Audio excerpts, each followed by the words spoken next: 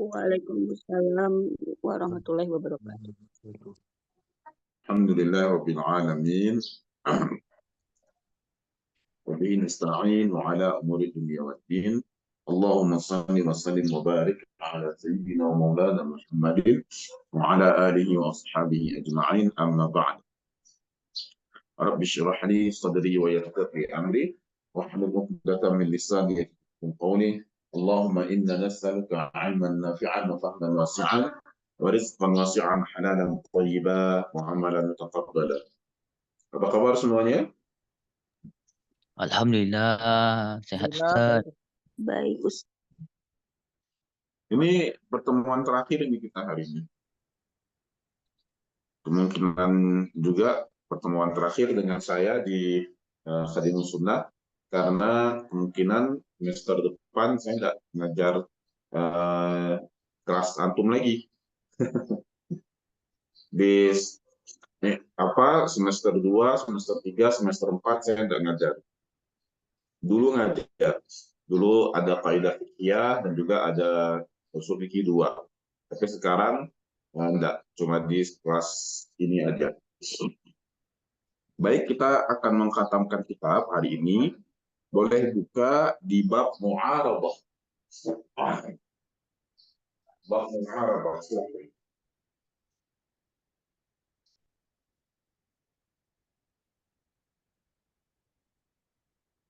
Pertentangan dalil. Mu'arabah, pertentangan dalil.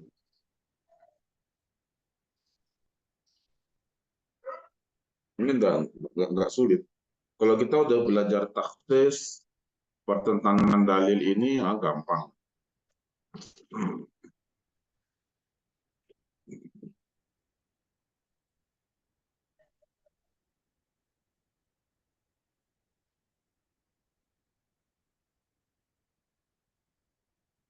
Temu?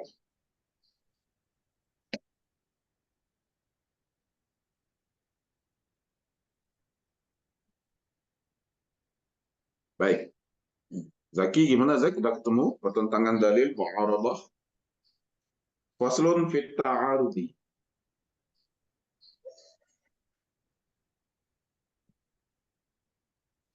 Kalau udah ketemu, kita mulai ya. Faslun fi at-ta'arudi. Qala al-mu'allif rahimahullah ta'ala wa nafa'ana Allah bihi wa bi'ulumihi wa bi'ulumikum wa bi'ulumi sa'iri salihina fid daraini ila an amin ila an qala faslun fit ta'arudi. Makna ta'arud karena ada alif di situ, maka yakni pertentangan, saling bertentangnya dalil-dalil. Apa yang bertentangan? Dalil. Iza ta'arada, jika bertentangan, nutqan, dua dalil qaul, nutuk di situ yakni qaul ya. Dua dalil qaul, fala yakhlu, maka nggak bisa lepas dari imma apakah an yakuna amain, keduanya itu sama-sama dalil am. Nah, jadi tolong difahami, keduanya sama-sama am, sama-sama dalil umum. Au khassain, atau keduanya itu sama-sama dalil khusus. Baik, menarik ya, kalau kemarin ditaksis kan gampang ya. Zaki kalau masih ingat, ditaksis itu yang satu dalil umum, yang satu dalil khusus. Gimana Zak? Kalau ditaksis satunya ada umum, satunya ada khusus. Maka yang khusus mengalahkan yang umum. Di sini dijelaskan kalau dua-duanya umum atau dua-duanya khusus. Au ahaduhuma aman wal akhar khas, atau salah satunya am, salah satunya lagi khas. Au kullu wahidin minhuma am min wajhin wa khassan min wajhin. Atau setiap keduanya semuanya memiliki keaman dari satu sisi dan juga kekhasan dari satu sisi. Naam. Maka kita lihat ada beberapa kasus di sini. Yang pertama, kalau dalil dua-duanya am, itu satu. Yang kedua, kalau dalil dua-duanya khas. Yang ketiga, Kalau yang satu am, yang satu khas. Yang keempat, kullu wahidin minhuma, setiap dalilnya itu ada sisi amnya dari satu sisi dan ada sisi khasnya dari satu sisi. Yakni setiap dalil memiliki sifat am dan setiap dalil memiliki sifat khas. Maka materi ini tidak bisa kita pelajari kalau belum kita kuasai materi am, materi khas, dan taksis. Nah, baik, 4 kasus ini, bagaimana cara kita menyelesaikannya? Fa'in kana amain, fa'in amkana al-jam'u bainahuma yujma'. Maka jika kedua dalilnya itu am dan memungkinkan bagi kita untuk mengamalkan keduanya, menggabungkan keduanya, ya amalkan saja. Jadi Kang Ahmad Yusron menemukan dalil. Ustadz, dalil A bilang begini, dalil B bilang begitu. Ini hakikatnya kedua dalil bertentangan dan dua-duanya am. Maka jalan pertama coba ambil, bisa enggak dua-duanya diamalkan walaupun bertentangan. Kenapa? Karena ada kaidah begini, al-amalu muqaddamun 'ala tarki. Mengamalkan itu lebih didahulukan daripada meninggalkan. Jadi kalau kita ingin mengamalkan itu lebih dianjurkan. Naam. Bihamdi kullin minhuma 'ala halin. Nah, yakni kita untuk bihamdi, kita arahkan dia, kita hamilkan dia untuk apa? Kullin minhuma 'ala halin, atas kondisi keadaan tertentu. Garis bawahi 'ala halin. Garis bawahi 'ala halin. Yani kita arahkan kedua dalil tadi itu pada kondisi tertentu, 'ala hal. Apa maksudnya Ibu Heka 'ala halin? Pada atas kondisi tertentu. Jadi dua-dua bisa diamalkan, tapi atas kondisi tertentu. Misaluhu, contohnya, hadithu syarru syuhudil ladzi yashhadu qabla an yustashhada. Sejelek-jeleknya saksi adalah yang minta disaksi, yang dia bersaksi sebelum diminta. Sejelek-jeleknya saksi adalah orang yang bersaksi sebelum dia diminta. Nah, misalnya Kang Ahmad Yusron punya teman, dia duduk di pos ronda, lalu terjadi tabrakan. Nah, tiba-tiba dia bilang, saya siap jadi saksi, saya siap jadi saksi. Kenapa? Saya yang melihat tabrakan ini. Saya tahu siapa yang salah, siapa yang benar. Tapi dia belum diminta, dia mengajukan diri. Dalam ayat hadis ini, itu termasuk orang yang seburuk-buruknya saksi. Tapi nanti lihat lagi. Wa hadithu khairu syuhudil ladzi yashhadu qabla an yustashhada. Nah, wa hadithu, ada hadis lain, bunyi hadisnya sama. Khairu syuhud allazi yashhadu qabla an yustashhada. Sejelek-jelek saksi adalah saksi yang bersaksi sebelum dimintai untuk bersaksi. Nah, Ustaz, ada dua hadis. Ada dua hadis dengan bunyi matan yang sama, lalu kok ini kondisinya berbeda, Ustaz? Nah, maka ketika dua dalil ini bertemu, bagaimana cara kita untuk menggabungkan keduanya? Kita lihat.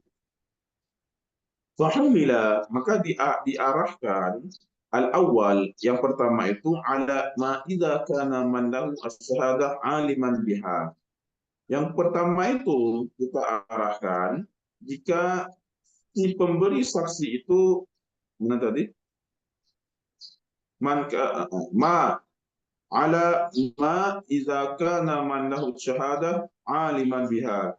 Jika si orang yang bersaksi itu memang dia tahu atas apa yang ingin dia persaksikan. Wasani ma idza lam yakun aliman biha. Yang kedua, itu apabila memang si yang bersaksi dia tidak paham. Dia tidak paham atas apa yang ingin dia persaksikan. Baik, saya ulangin, tadi saya ada sedikit kepleset lidah. Hadis yang pertama, syarrus syuhud, seburuk-buruk orang yang bersaksi. Syarrus syuhud, seburuk-buruk orang yang bersaksi adalah orang yang bersaksi sebelum dimintai untuk bersaksi. Itu buruk. Naam. Dan yang kedua, khairus syuhud. Khairus syuhud, sebaik-baiknya orang yang bersaksi adalah orang yang dia bersaksi sebelum diminta bersaksi, sebelum diminta bersaksi. Ustaz, ya. Di sini terjadi pertentangan. Di mana terjadi pertentangannya, Kang Ahmad Isran? Pertentangannya di sini terjadi yang kasusnya sama. Kasusnya sama, sama-sama bersaksi sebelum diminta. Tapi yang satu disebutkan dia syarrus syuhud, itu sebagai seburuk-buruk persaksian. Yang kedua, khairus syuhud, sebaik-baik persaksian. Kok bisa hadis yang pertama bilang seburuk-buruk, kok bisa hadis yang kedua bilangnya sebaik-baik? Bagaimana caranya? Dua-dua kita amalkan. Dua-dua kita amalkan. Yang pertama, dia dibilang sebaik-baik saksi, karena ternyata memang dia tahu dengan kondisinya. Jadi Kang Ahmad Yusron, orang yang tadi duduk di pos ronda tadi, memang betul, dia tahu siapa yang benar, siapa yang salah. Daripada nanti orang salah menghukumi, dia maju. Dia bilang, oh saya siap bersaksi, ini yang salah A, yang benar B. Kenapa? Karena dia tahu kondisinya. Kalau dia nggak ngomong, nanti orang banyak salah hukum nantinya. Salah menghukumi. Yang dikatakan hadis selanjutnya, seburuk-buruk saksi adalah orang yang bersaksi sebelum diminta. Ternyata dia nggak tahu apa-apa. Asal ngomong. Dulu pernah kejadian yang Yusron. Waktu saya tinggal di Depok dulu, saya ingat nunggu-nunggu buka puasa, saya duduk di pinggir rel kereta. Tiba-tiba terjadi tabrakan. Terjadi tabrakan. Nah, ada bapak-bapak yang cuma duduk diem nongkrong biasa dan dia nggak tahu kondisi kejadian di lapangan itu. Tiba-tiba turun dan dia nyalahin orang yang benar. Tiba-tiba teriak nyalahin, oh ini yang salah nih, ini nih. Kami yang melihat langsung proses tabrakan tersebut senyum-senyum aja. Ini bapak ini apalah yang ngomong? Kan dia nggak lihat keadaannya. Nah, alhamdulillah ada teman saya yang agak dewasa itu, dia sampaikan ke Pak RT, ini Pak tadi kami duduk bertiga di sini gini-gini, yang salah itu orang yang bawa motor, bukan si tukang somainya. Jadi orang bawa motor tabrak tukang somai. Nah ternyata maksud dari sebaik-baik saksi adalah yang bersaksi sebelum diminta, dan seburuk-buruk saksi adalah saksi yang bersaksi sebelum diminta. Dua-duanya kasusnya sama, mereka bersaksi sebelum diminta. Nah, bagaimana menyikapi hadis ini? Oh, kita bawa ala halin, atas kondisi masing-masing. Yang satu ini dia dibilang baik karena memang mengetahui kasusnya. Yang satu dia dibilang buruk karena nggak tahu kasus, tapi sok tahu. Nah, jadi tidak ada masalah sama kedua hadis itu, dua-dua bisa diamalkan. Kita lihat lagi. Wasani ma idza lam yakun aliman dia. Wasani rawahu Muslim bilafzi ala ukhbirukum min khairi syuhud. Dan yang kedua kita lihat hadis riwayat Imam Muslim. Apakah kalian ala ukhbirukum bi khairi syuhud alladhi ya'ti bi syahadatihi qabla an yus'alaha. Nah, kita lihat di sini hadisnya.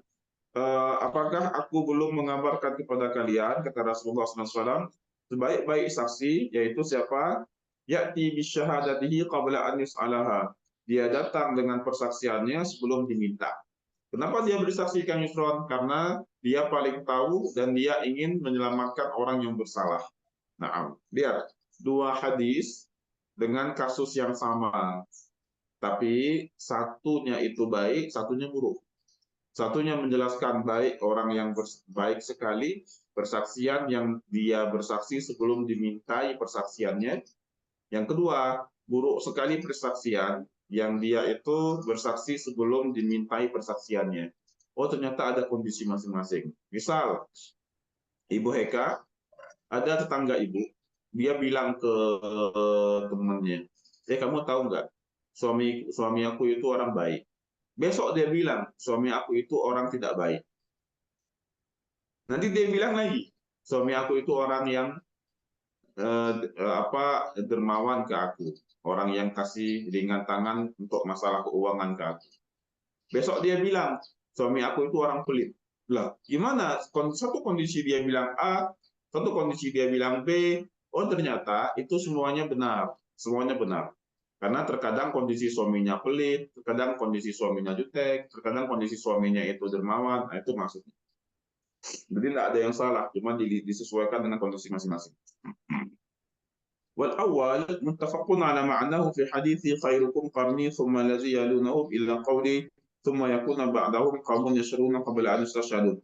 Dan hadis yang pertama itu ada hadis lain yang menjelaskan bagaimana hadis yang menjelaskan sebaik-baik masa adalah masaku ya. Khairukum qarni thumma allazi yalunahum ila qawli sampai perkataan Nabi sallallahu alaihi wasallam thumma yakun ba'dahum. Kemudian datang kaum setelah kalian qaumun yashhaduna, kaum yang mereka bersaksi qabla an yastashhadu, sebelum diminta untuk bersaksi. Nah, karena kebodohan mereka, tiba-tiba mereka ngomong, wah ini saya lihat ini begini gini gini. Nah, itu seburuk-buruknya persaksian.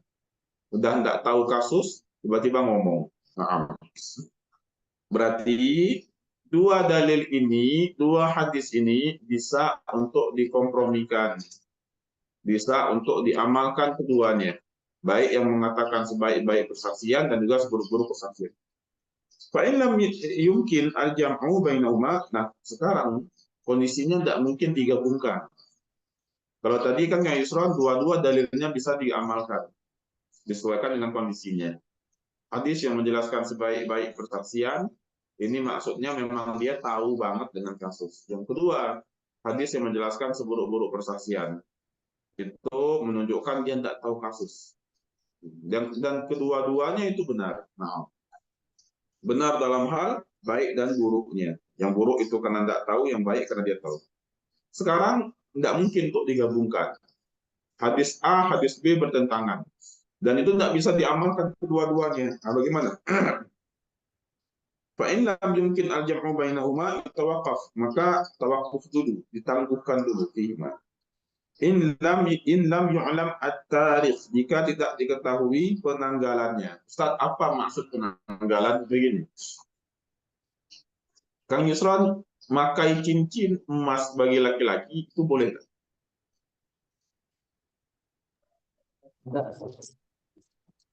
Tapi Nabi pernah pakai. Nabi pernah pakai. Nah, orang tidak belajar usul pertentangan dalil, nanti dia bingung bagaimana nak jawab. Ternyata Nabi SAW pakai cincin itu di masa sebelum turunnya perintah akan larangan memakai emas bagi laki-laki. Nabi pernah pakai. Kemudian setelah turunnya larangan untuk memakai emas bagi laki-laki, cincin tersebut diambil dan dibuang oleh Rasulullah. Cincin tersebut diambil dan dibuang. Sahabat tidak tahu cincin itu kemana. Masya Allah. Jadi Ibu Emma, ada dua dalil di situ. Satu dalil Nabi pernah pakai, satu dalil Nabi tidak memakainya, membuangnya, karena udah ada larangan akan keharamannya. Kalau orang memegang dalil yang pertama, nanti dia pun berkata, oh boleh laki-laki pakai cincin emas. Nabi pernah pakai. Nah dia lupa, ada dalil selanjutnya. Jadi, kalau dua dalil bertentangan, yang satu bilang boleh, yang satu bilang tidak, lihatlah penanggalannya. Lihat penanggalannya. Lihat penanggalannya, lihat ini dalil tahun keberapa Hijriah. Kalau ada dalil tahun keempat Hijriah, dengan dalil yang disabdakan oleh Rasulullah tahun ke-8 Hijriah, mana yang menang? Dalil yang tahun ke-8 Hijriah itu lebih dikedepankan dan lebih menang daripada dalil ke-4 Hijriah. Begitu Teh Naila ya, Pak Wahyu. Jadi kalau kita nemu dalil, Pak, ini ada hadis. Ustadz, hadis ini bilang boleh. Hadis ini bilang tidak boleh. Bagaimana Ustadz? Oh, coba kita kompromikan. Bisa tidak diapalkan dua-duanya?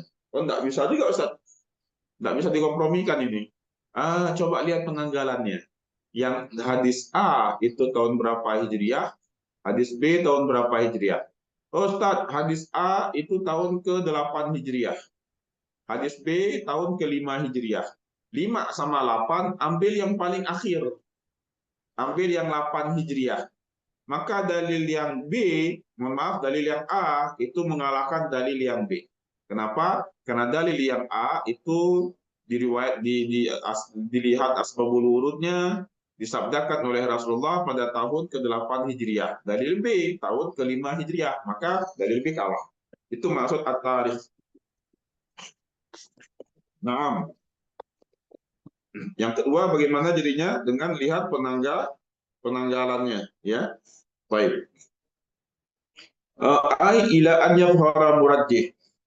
Kalau memang juga nggak diketahui penanggalannya sampai nanti jelas faktor murajjihnya.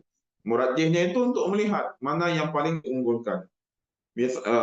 Murajjihu ahadihima bitharu qalu ta'ala, seperti firman Allah, au ma malakat aimanukum, jadi budak-budak yang kalian miliki, wa qauluhu ta'ala wa an tajma'u bainal ukhtain.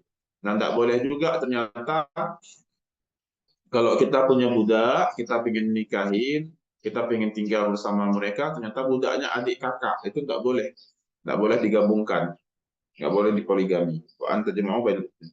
Fal awal yujawizu dzalika bimilki yamin. Maka dalil yang pertama membolehkan bagi kita untuk mengumpulkan dua budak, dua hamba sahaya. Jadi boleh kita punya dua hamba sahaya dan kita miliki untuk kita bisa tinggal bareng mereka.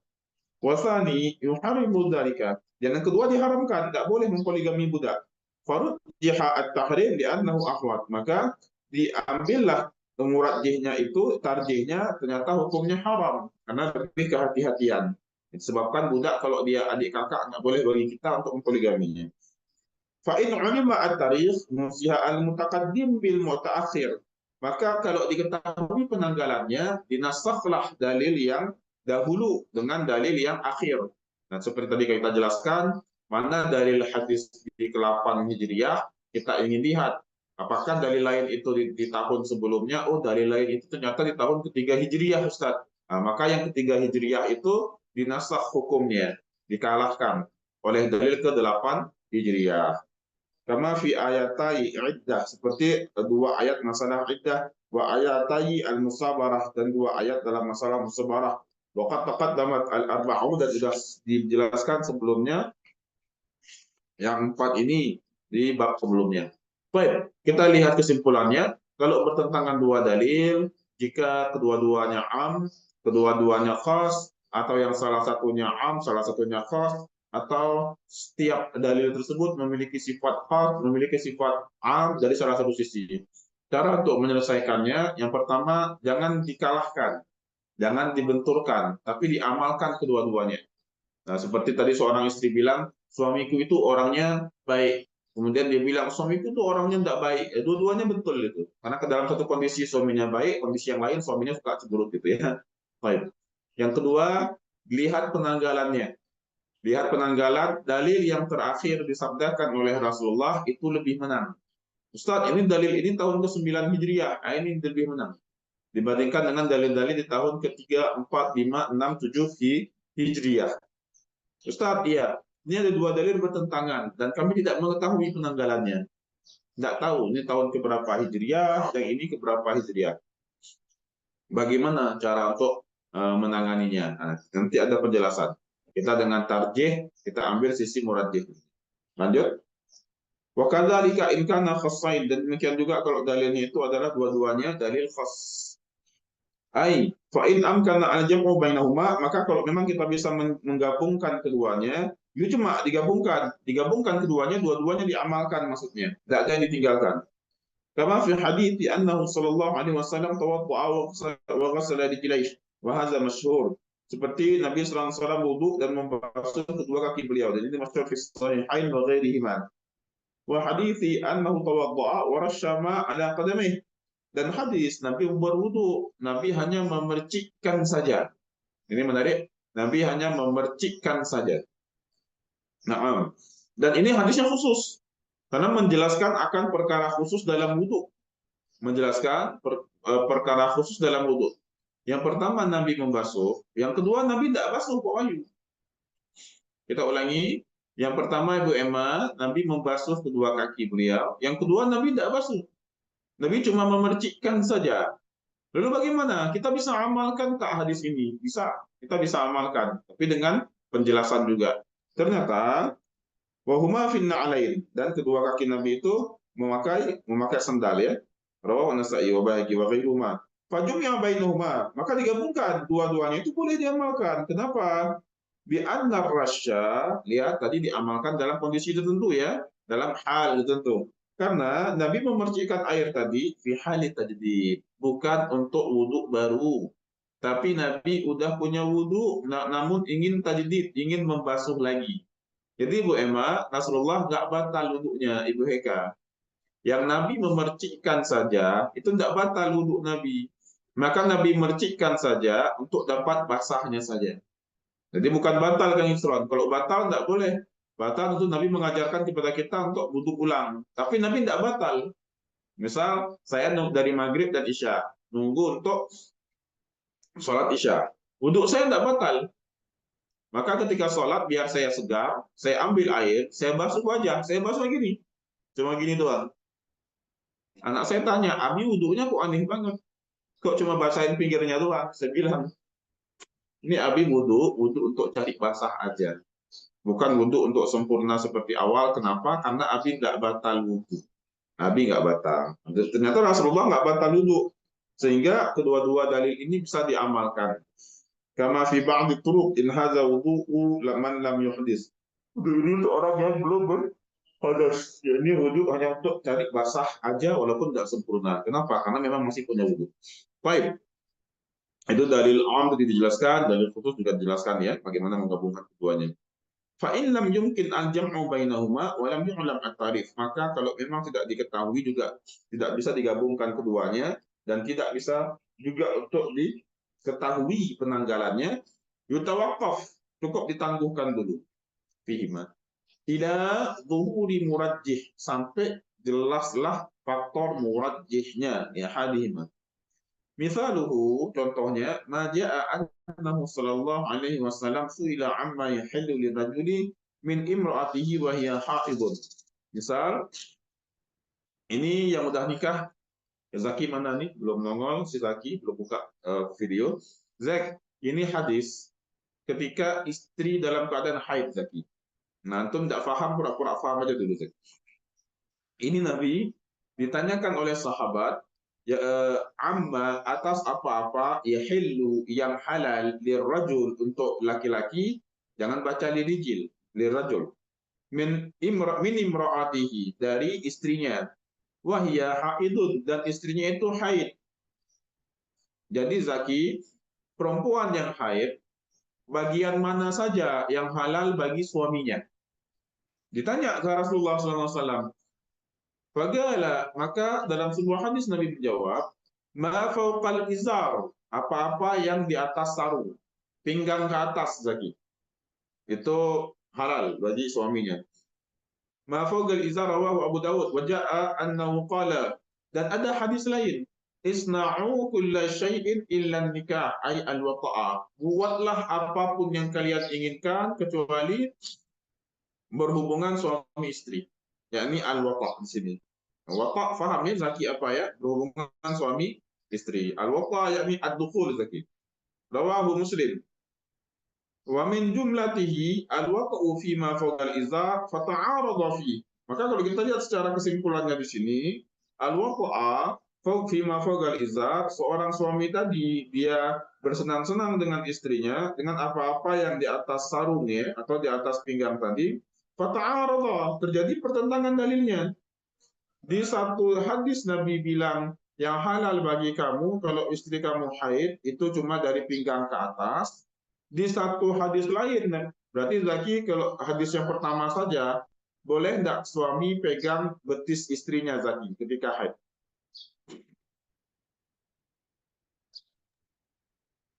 Tidak. Boleh. Sudah ya, hadis yang pertama ya. Tidak. Pegang paha juga tidak boleh ya, karena yang halal cuma di atas sarung, di atas pinggang. Tapi ada hadis lain, ada hadis lain yang menjelaskan bahwasannya semuanya boleh kecuali al-waqa', hubungan suami istri. Nah, bagaimana kemudian ditarjihkan?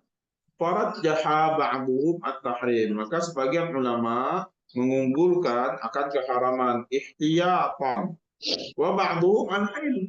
sebagian lagi menghalalkan kecuali hubungan suami istri. Li'annahu al-aslu fil mankuhah, karena itu merupakan asal daripada hukum perempuan yang dinikahi. Nah, sehingga diambillah kesimpulan, walaupun ada dua pertentangan dalil, kesimpulannya boleh laki-laki zaki untuk memegang betis, lutut istrinya selama istri juga dalam keadaan haid.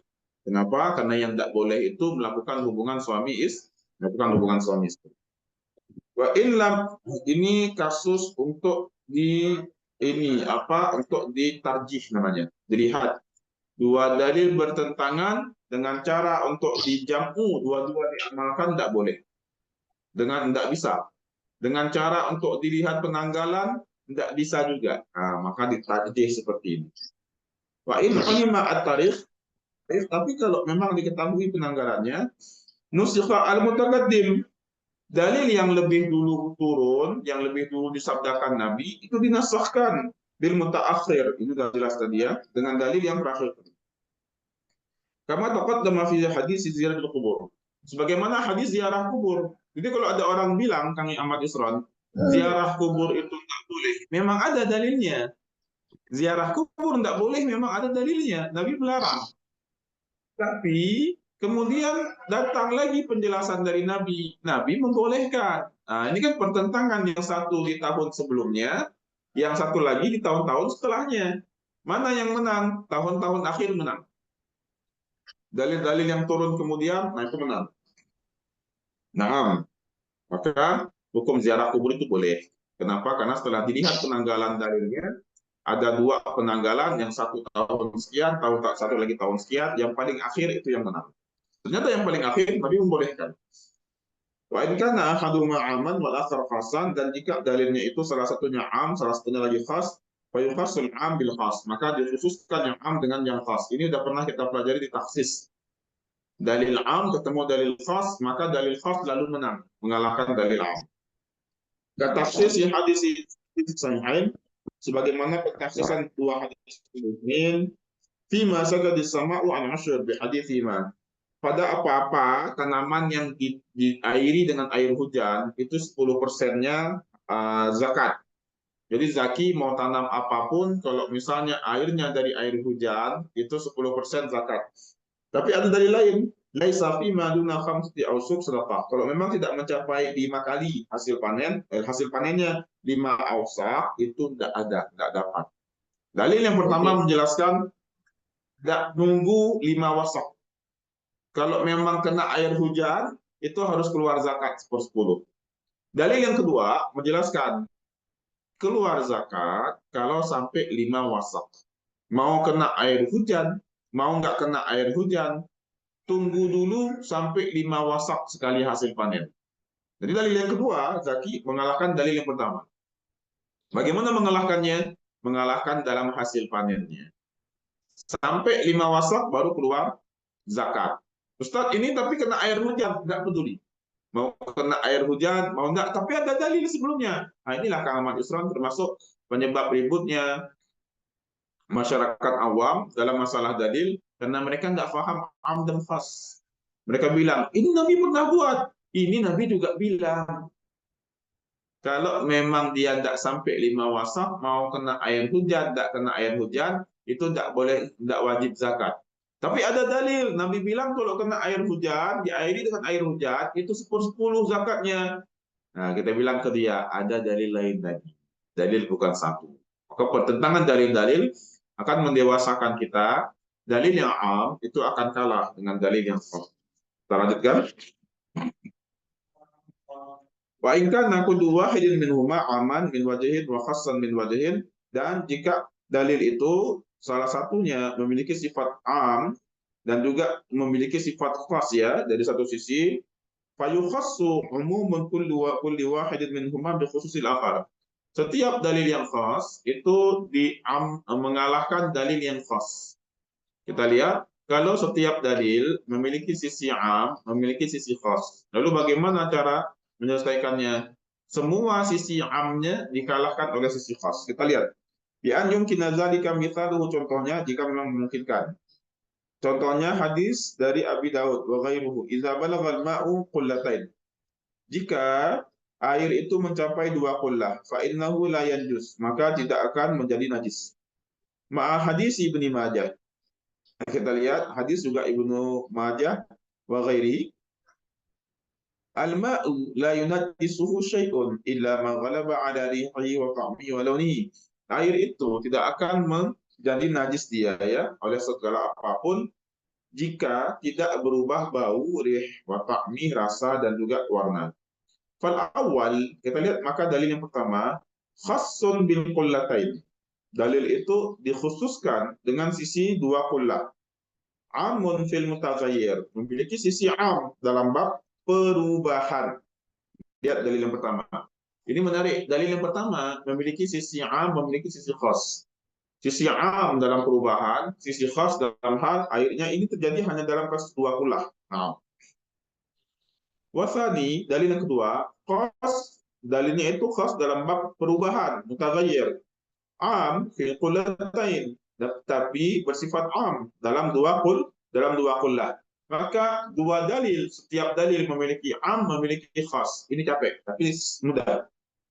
Wa ma dunahuma. Fa khussa umumul awal bi khususi tsani. Maka dalil yang pertama, amnya itu dikalahkan oleh kekhususan yang kedua. Coba lihat Zek, yang kedua itu, dalil yang kedua, khususnya dalam bab apa? Wasani mutaghayyir. Apa mutaghayyir? Perubahan tadi. Perubahan, ya. Naam, wasani mutaghayyir. Maka si mutaghayyir ini akan mengalahkan keumuman dalil yang pertama. Dalil yang pertama, umumnya apa? Umum. Fasbil kullatain amun fil mutaghayyir. Dalil yang kedua, khas dalam bab mutaghayyir. Maka yang pertama itu akan dikhaskan dengan bikhususi tsani.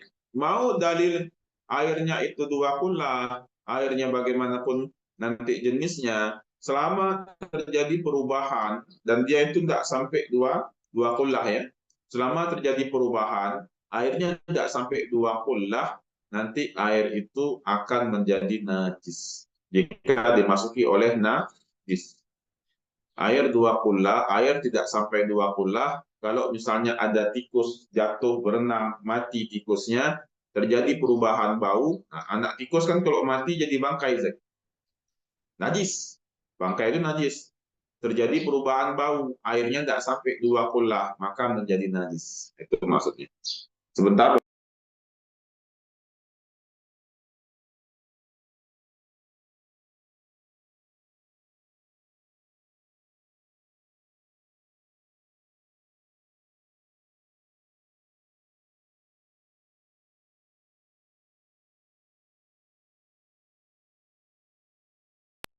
Sebentar ya, saya kurang enak badan sebenarnya hari ini. Saya tarik nafas dulu, duduk sebentar dulu ya. Lapor.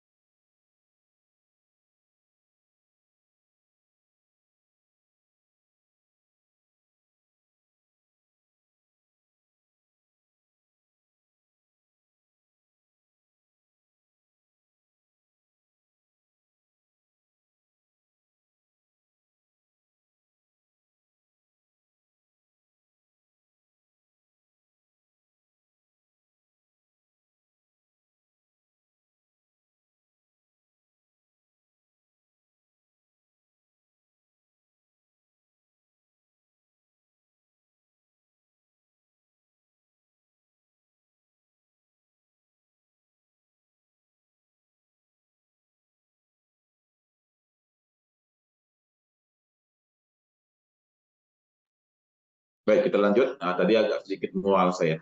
Naam. Di sini kita lihat dalil yang pertama sifat umumnya ditaksis oleh dalil yang kedua dari sisi khusus. Karena yang khusus itu selalu mengalahkan yang umum. Fakhussa umumul awwali bi khususis tsani. Hatta yuhkama hingga dikeluarkan hukumnya bi anna ma'al qullatain, bahwasanya air dua qullah yang justru akan menjadi najis bitaghayyur, dengan perubahan yang terjadi padanya karena jatuh najis tadi. Wa khussa, kalau air dua qullah itu, kami ulangin, Zaki, air nggak nyampe dua qullah, jatuh bangkai, tapi tidak berubah baunya, najis tidak?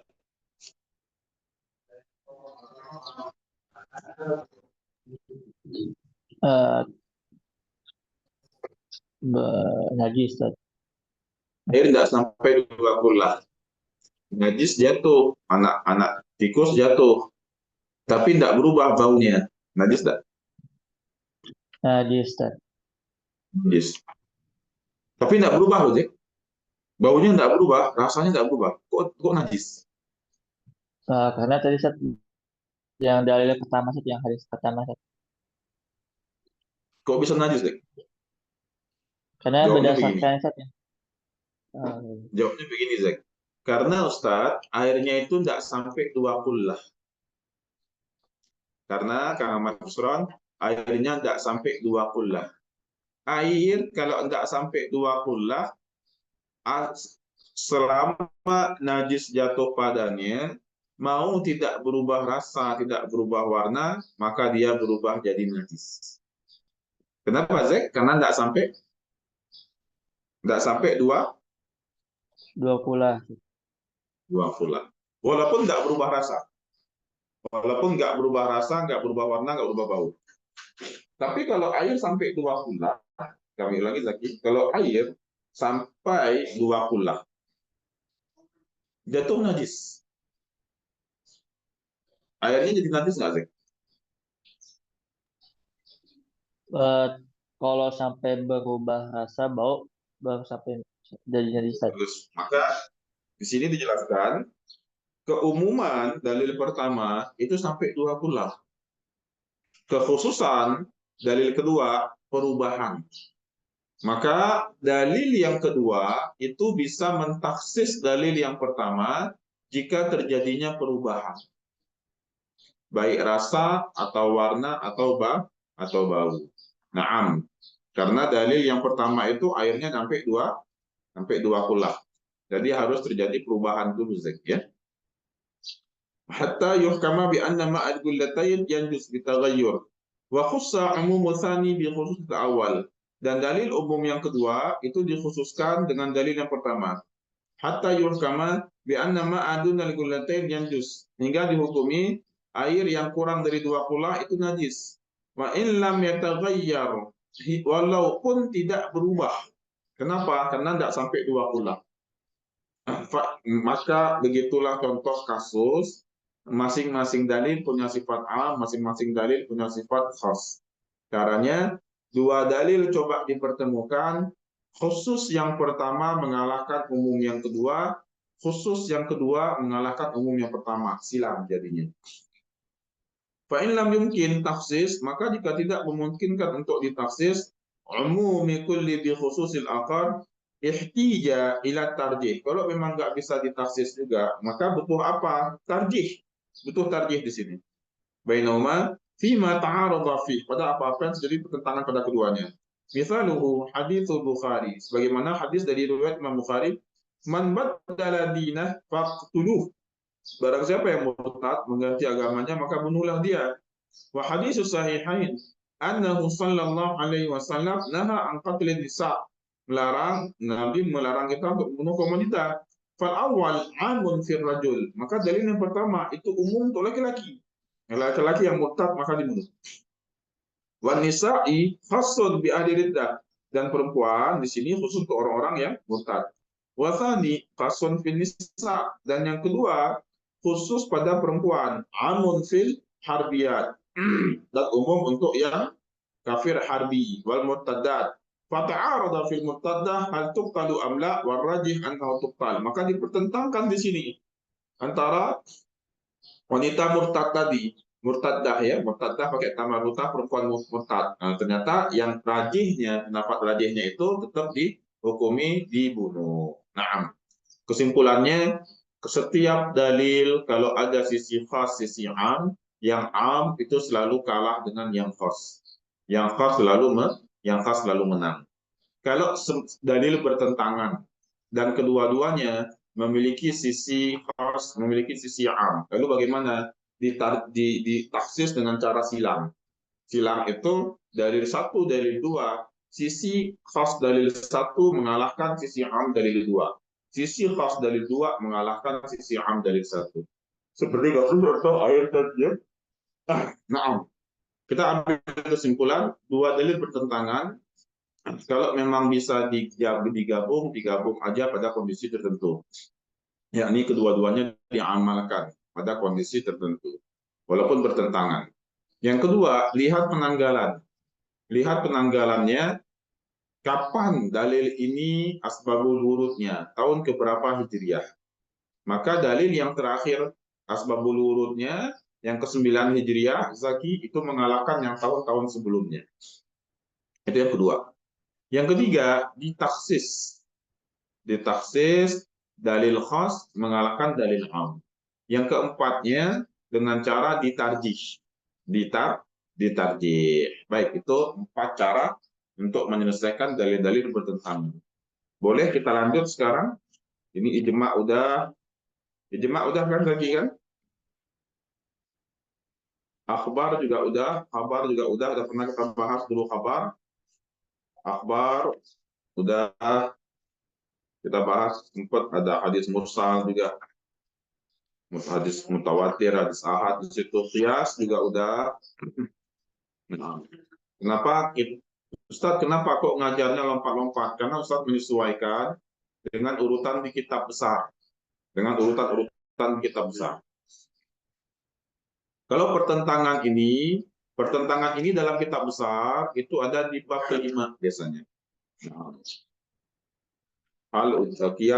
Kias itu di bab keempat biasanya. Nah, al-hawar wal ibahah juga udah Zaki. Al-hawar dan ibahah juga udah kan Isran kan? Al-hadru wal ibahah. Sekarang kita bahas yang akhir. Wa ammal adillah, tartibul adillah dan syarat mufti. Tartibul adillah dan syarat mufti. Nah, ini bab akhir kita bahas. Silakan tartibul adillah dan syarat mufti. Tapi saya izin dulu sebentar 5 menit Bapak Ibu karena masih agak sedikit mual ya. Barakallahu fikum. Saya izin dulu sebentar. Silakan buka kitab tartibul adillah. Nanti baru kita lanjut. 5 menit ke depan. Barakallahu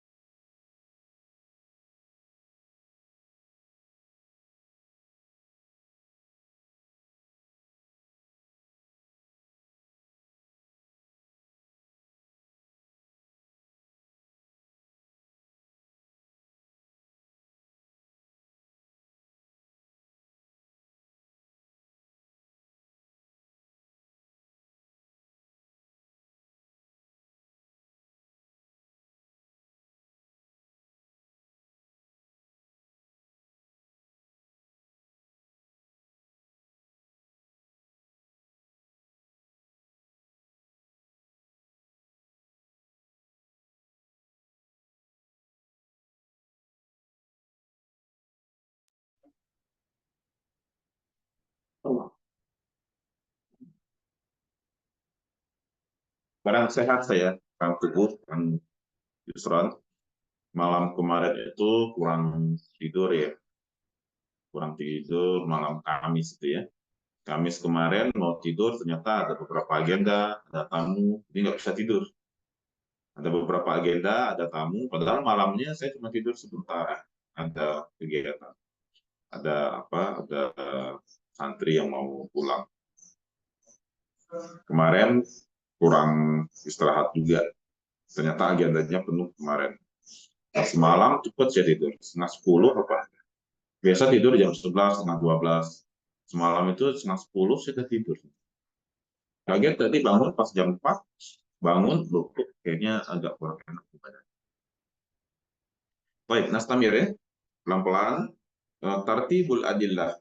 Tartibul adillah, baca aja pelan-pelan. Nanti saya coba syarah apa faedah kita mempelajari tartibul adillah.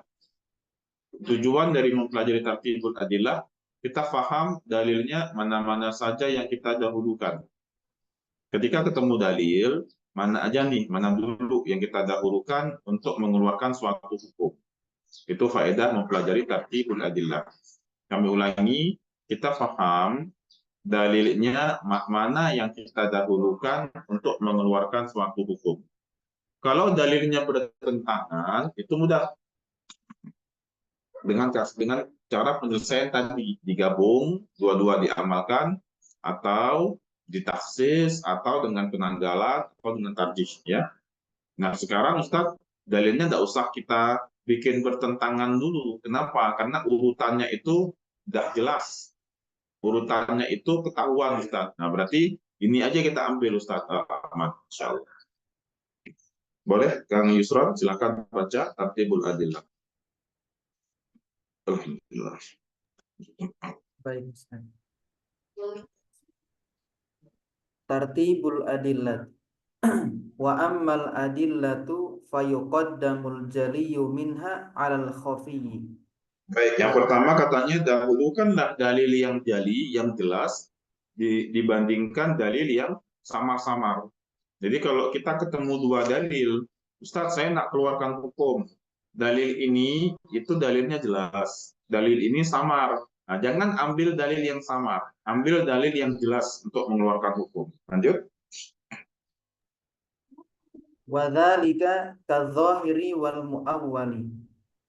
Fayuqaddamul lafzu fi ma'nahul haqiqiyyi ala ma'nahul majaziyyi. Nah, demikian juga zahir muawwal dikedepankan yang zahir. Makna hakiki dikedepankan daripada makna majazi. Lanjut, wal mujibu. Wal mujibu lil ilmi 'alal mujibi lizzanni. Wa dzalika kal mutawatiri wal ahadi fayuqaddamul awwalu illa an yakuna aman fayukhassa bitsani kama taqaddami. Baik. Seperti juga mutawatir dengan ahad. Maka yang dikedepankan itu ambil dulu dalil mutawatirnya. Kecuali terjadi dalil am, dalil khas. Maka diambil yang khasnya. Kama taqaddam min tafsir kitab wasud di sunnah. Wa nutuku. Wa nutku min kitabin aw sunnatin alal qiyasi illa an yakuna nutku aman fayukhassa bil qiyasi kama taqaddama.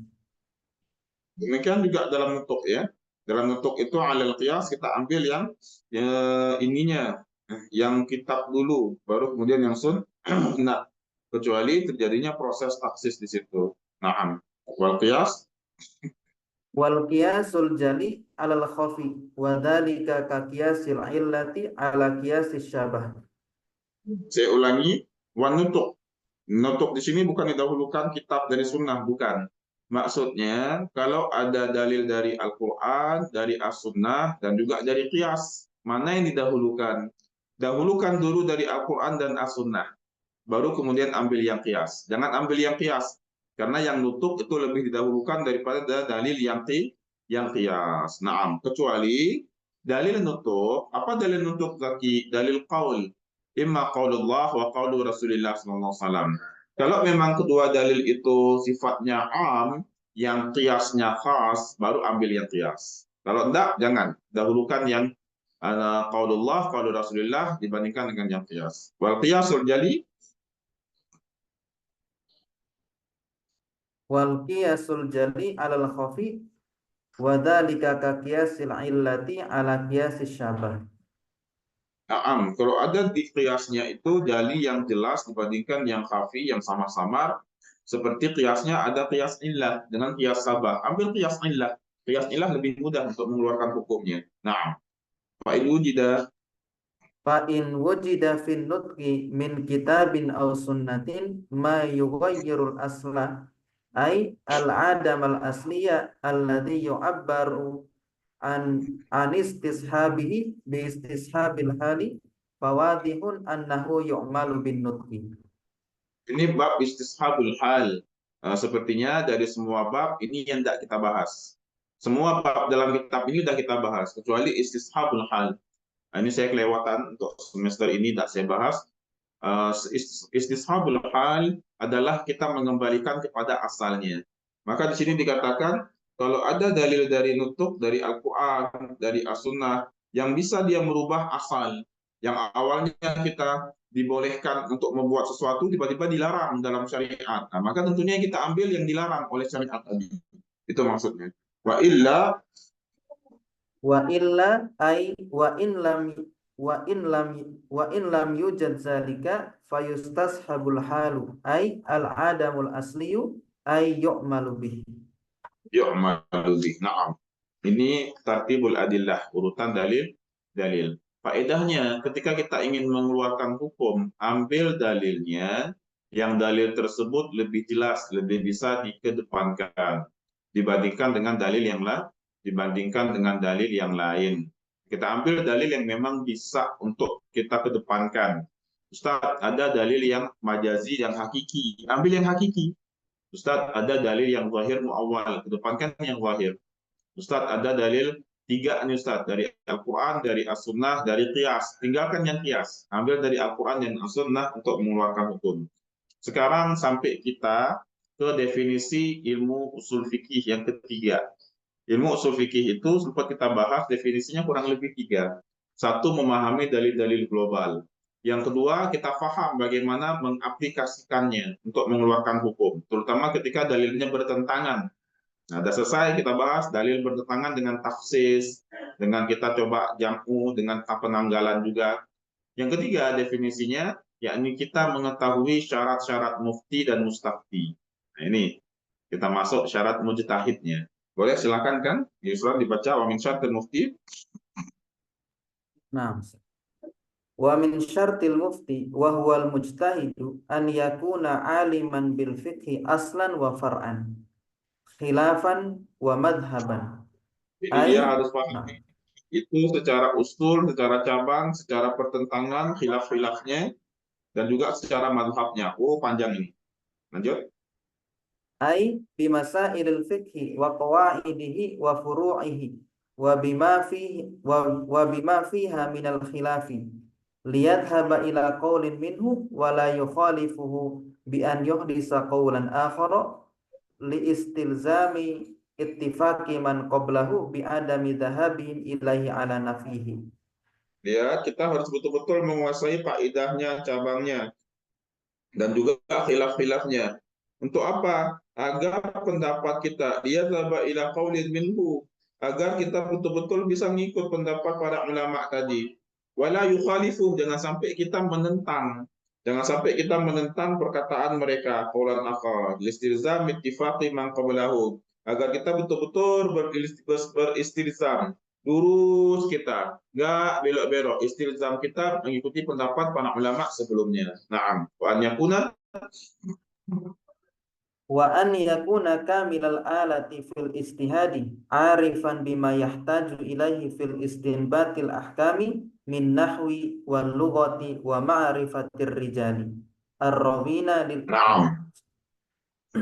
Kita harus juga mujtahid itu memahami kamilal alah, menguasai ilmu-ilmu alat. Ilmu alat itu apa aja? Dalam ilmu alat untuk berijtihad atas apa-apa yang memang dia butuhkan untuk mengeluarkan hukum. Dari ilmu nahu, harus paham ilmu nahunya.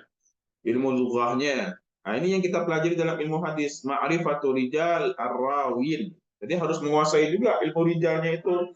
Makanya nanti di semester kelima Bapak Ibu semuanya akan belajar mengenai ilmu ma'rifatul rijal, menguasai juga ilmu jarah wa ta'dil nantinya. Itu penting untuk seorang mujtahid. Nah, apalagi yang harus dia pelajarin? Wa tafsirul Wa tafsiril ayatil waridati fil ahkami wal akhbaril waridati fiha liwafiqa dzalikal fi istihadi wa la yukhalifah. harus juga memahami tafsir ayat-ayat ahkam. Nah, itu silakan buka tafsirnya Syekh Ali As-Sabuni, tafsir ayatul ahkam. Memang tafsir ayat-ayat masalah hukum-hukum, masalah fikih di situ. Wa ma dzakarahu,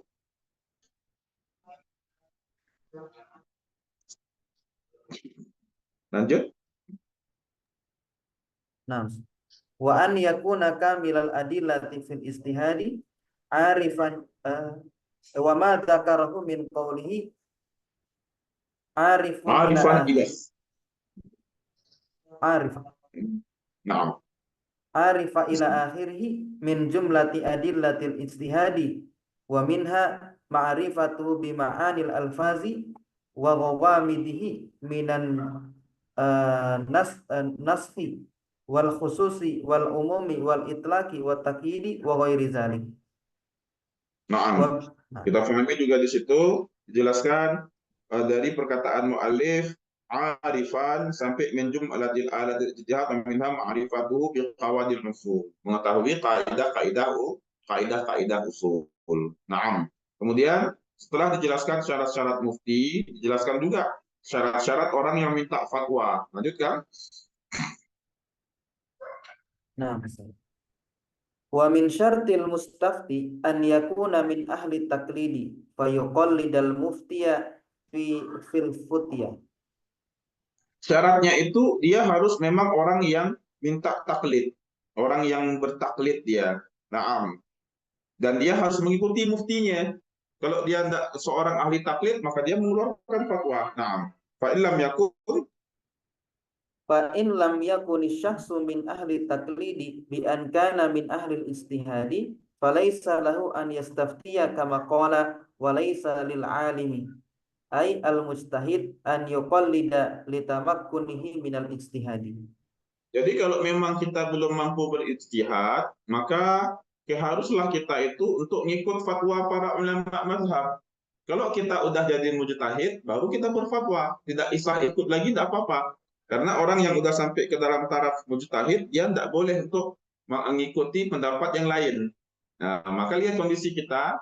Kalau memang kita belum mampu berijtihad, ikutlah fatwa ulama dengan cara bermazhab. Sehingga ditanyakan, perlu nggak kita bermazhab Ustaz? Lihat kondisi. Perlu tidaknya kondisi kamu sekarang mujtahid atau muqallid. Kalau kamu mujtahid, kamu tidak boleh mengikut pendapat yang lain. Tapi kalau kamu belum sampai tahap seorang mujtahid, kamu harus ikut pendapatnya mujtahid. Jadi bukan dalam masalah perlu tidak perlunya, tapi kondisi kita bagaimana. Nah, lanjutkan. Wa taqlidu qabulu qawlil qail bila hujjatin. Ya, dan taklid itu adalah kita menerima pendapat orang yang berkata itu tanpa harus dengan hujjah. Maksudnya bagaimana? Beliau udah jadi hujjah bagi kita. Makanya kalau untuk anak-anak kecil, tidak perlu diajarkan dalilnya mana. Tidak perlu. Kok tidak perlu, Ustaz? Pusing nanti mereka. Cukup jelaskan rukun sholat itu ada 17 perkara. Yang membatalkan ada 11 perkara. Tidak usah kita jelaskan dalilnya, bla bla bla bla bla. Tidak usah. Karena cukup seorang mufti itu menjadi dalil bagi dia. Naam, bila hujjatin. Fa'ala hadza qabulu. Lanjutkan. Fa'ala hadza qabulu qawlin Nabi sallallahu alaihi wasallam fima yadhkuruhu minal ahkam yusamma taqlidan. Maka atas ini dia menerima semua perkataan Nabi Shallallahu Alaihi Wasallam pada apa-apa yang telah disebutkan dari hukum-hukum ini dinamakan taklidan. Wa minhum man qala at-taqlidu qabulu qawlil qail wa anta la tadri min aina qalahu ay la ta'lamu ma'khudahu fi dzalik. Ini lebih tegas lagi. Yakni taklid itu kamu menerima perkataan mujtahid tadi tanpa harus tahu dari mana dia ngambilnya. Jadi Zaki, muqallid zaman modern itu aneh. Dikit-dikit nanya dalil. Dikit-dikit nanya dalil. Kita kasih dalil-dalil yang bertentangan tadi, bingung dia. Dalil bertentangan, sebaik-baik saksi adalah orang yang bersaksi sebelum diminta. Seburuk-buruk saksi adalah orang yang bersaksi sebelum diminta. Lah, di sini baik, kok di sini buruk? Bingung dia. Nah, maka di sini lebih tegas lagi taklid itu kita tidak tahu ini dari mana dalilnya malah. Lanjut. Fa in qulna Fa in qulna inna nabiyya sallallahu alaihi wasallam kana yaqulu bil qiyasi bi an yajtahida fayajuzu an yusama qabulu qawlihi taqlidan li ihtimali an yakuna an ijtihadin. Nah, maka kalau kita mengatakan di sini bahwasanya Nabi Shallallahu Alaihi Wasallam berpendapat mengenai kias gitu ya, bukan yaitu dengan cara bi'an jahid, dengan cara Nabi berijtihad. Bolehlah dikatakan qabulu qaulihi, kita mengikuti pendapat Nabi tadi dengan cara secara taklid. Lanjut, wa in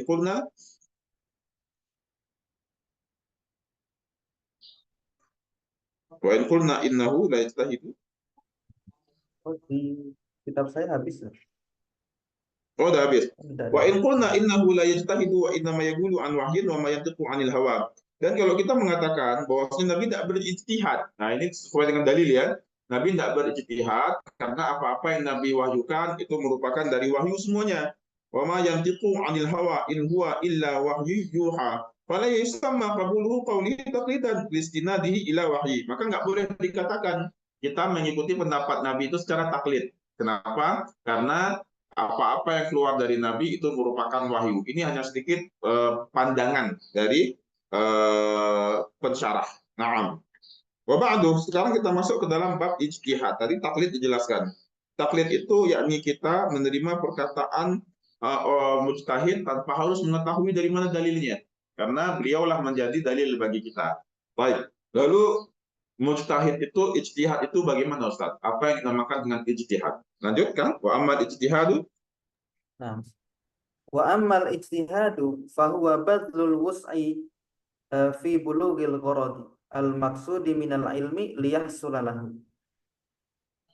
Ijtihad itu adalah kita mengerahkan seluruh tenaga kita untuk mendapatkan tujuan, mengetahui hukum ya. Wa badlul wus'i, betul-betul secara maksimal. Nah, fal mujtahid Wal mujtahidu in kana kamilal alati fil ijtihadi kama taqaddama fa in ijtahada fil furu'i wa asaba falahu ajran alal ijtihadi. maka mujtahid itu kalau dia ahli betul, dia berijtihad, dia dapat 2 pahala. Dapat 2 pahala dia. Kok bisa? Silakan. Ala ijtihadihi wa isabatihi. Dia dapat pahala 1 dari usahanya berijtihad, 1 karena benarnya ijtihadnya. Berapa pahala, Zek? 2. Usahanya dan juga apanya? Kebenaran ijtihadnya. Kalau salah, silakan kan. Wa ini ijtihada. Wa in ijtahada fiha wa aftaha falahu ajrun wahidun ala ijtihadihi. Kalau memang salah, tetap dapat pahala. Karena udah berusaha. Jadi Zaki, kalau antum nanti ta'aruf, 4 kali ta'aruf, 4 kali gagal, dapat pahala, Zek. Tidak dapat si bidadari, tapi dapat pahala, walaupun gagal. Naam. Wa minhum man qala Wa minhum man qala kullu mujtahidin fil furu'i musibun bina'an ala anna hukmallahi ta'ala fi haqqihi wa haqqi muqallidi ma adda ilaihi ijtihaduhu. sebagian ulama berkata, semua mujtahid itu insya Allah benar. Nah, itu berdiri di mana? Berdasarkan anna hukmallahi fi haqqihi, hukum Allah baginya, wa haqqi muqallidihi, dan atas atas orang-orang yang mengikutinya. Ma'adda ilaihi ijtihaduhu, atas apa-apa yang dihasilkan. Kalau memang tahapnya tahap seorang mujtahid. Nah, semua keputusan dia itu insya Allah bagus untuk dia, bagus untuk yang mengikutinya. Dengan syarat dia sudah mencapai tahap mujtahid tadi. Wala yajuzu Wala yajuzu an yuqala kullu mujtahidin fil usulil kalamiyati ay al aqaidi musibun li anna tapi dzalika tidak boleh dibilang Tidak boleh dibilang semua mujtahid dalam masalah ilmu kalamiyah di sini, ilmu kalam, ilmu akidah itu benar, tidak boleh. Dalam masalah furu' insya Allah dia benar. Masalah kalam belum tentu. Li'anna dzalika li'anna dzalika yuaddi ila taswibi ahli dhalalati minan nasara. dan karena itu nanti akan membenarkan banyak sekali mujtahid ilmu akidah dalam contoh kasus orang-orang Nasara. Biqaulihim, Biqaulihim bitaslisi. seperti perkataan mereka, saya baca aja ya. Seperti perkataan mereka dalam bab taslis, yakni usul, yakni apa? Mereka bilang ada trinitas, taslis itu trinitas. Wal majus, dan juga pendapat orang-orang majusi seperti perkataan mereka, bil aslaini lil alam nur wa dhulmah. Asal daripada alam ini merupakan cahaya dan kegelapan. Maka mujtahid dalam ilmu akidah itu tidak diterima. Dalam ilmu furu' diterima. Wal kufar, dan orang-orang kafir, fi nafihim at-tauhid wa bi'atsati rasuli wal ma'ad fil akhir. Seperti mereka berpendapat wah itu tidak ada para nabi, tidak ada hari akhirat. Nah, itu pendapat mereka nggak diterima karena mereka berijtihad dalam ilmu kalam. Dan ijtihad di sini ada dalam apa? Ada dalam ilmu furu'. Wal mulhidin fi nafihim sifatihi ta'ala kal kalam, dan sifat orang-orang mulhidin, orang-orang yang sesat. Mereka menafikan sifat-sifat Allah. Kal-kalam wa khalqihi af'alal ibad.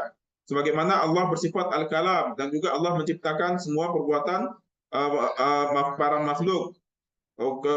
Kal-kalam wa khalqihi af'alal ibad wa kaunihi mar'iyan, dan Allah nanti bisa dilihat, bisa dilihat, bisa disaksikan oleh para hambanya di hari kiamat di akhirat. Nah, orang-orang sesat mereka mengingkari ini.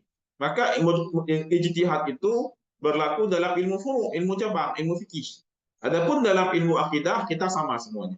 Tidak boleh kita ikut pendapat ijtihadnya orang-orang kafir. Wa dalilun man qala laysa kullu mujtahidin fil furu'i musiban qauluhu sallallahu alaihi wasallam. Tapi ada dalil lain. Ada dalil lain di sini yang mengatakan, kita lihat, laisa kullu mujtahidin fil furu'i musibat. Belum tentu setiap ijtihad dalam furu' pun benar. Maka di sini penulis menyajikan dua pandangan. Pandangan yang pertama, setiap pendapat mujtahid dalam bab furu' itu benar insya Allah. Pendapat yang kedua mengatakan belum tentu benar, tapi pahala udah pasti dapat. Naam, mana dalilnya? Man ijtahada fa asaba falahu ajran. Barang siapa berijtihad maka lalu dia benar, dia akan dapat dua pahala. Wa man ijtahada wa akhta'a falahu ajrun wahidun. Barang siapa berijtihad dan dia salah, maka dia cuma dapat satu pahala saja. Dari hadis ini menunjukkan mujtahid pun ada yang benar, ada yang ada yang salah. Kenapa? Untuk menunjukkan bahwasannya mujtahid itu manusia, bisa benar, bisa salah. Naam. Namun menariknya, kalaupun mujtahid salah, mereka dapat pahala. Yang tidak dapat pahala adalah yang menyalah-nyalahkan. Naam. Wajhud dalil anna Nabi sallallahu alaihi wasallam khata'a al-mujtahid taratan wa sawwabahu taratan. Sisi dalil ini menunjukkan Nabi sallallahu alaihi wasallam membenarkan mujtahid dan juga menyalahkan mujtahid. Wal haditsu rawahu Syaikhan wa lafdzul Bukhari, idza ijtahada al-hakim fa hakama fa asaba falahu ajran. Seorang hakim itu kalau dia berpendapat kemudian dia benar, maka dia dapat dua pahala. Wa idza hakama fa akhta'a falahu ajr. Tapi kalau dia berpendapat dan dia salah, maka dia juga tetap dapat satu pahala. Wallahu a'lam. Masya Allah, kita ambil kesimpulan dari bab awal syarat mujtahid. Syarat mujtahid dia harus paham masalah fikih, khilaf segala macam, itu harus betul dia fahami. Secara kaidahnya, usulnya, pertentangannya, khilafan dan mazhaban. Agar dia mengikuti pendapat-pendapat ulama-ulama terdahulu. Yang kedua, dia harus kuat ilmu alatnya kuat. Nahu, kemudian bulughahnya, masalah rawi, dia harus paham. Kenapa harus dia paham rawi? Ketika pertentangan dua dalil, nanti tarjihnya dia lihat juga rawi ini bermasalah tak, rawi ini bermasalah tak. Lalu dijelaskan juga tadi apa definisi dari taklid. Taklid itu adalah kita ngikut mufti kita, ulama mazhab kita tanpa harus tahu mana dalilnya. Kenapa? Karena ilmu kita belum nyampe. Dikasih dalil pun kita bingung nantinya.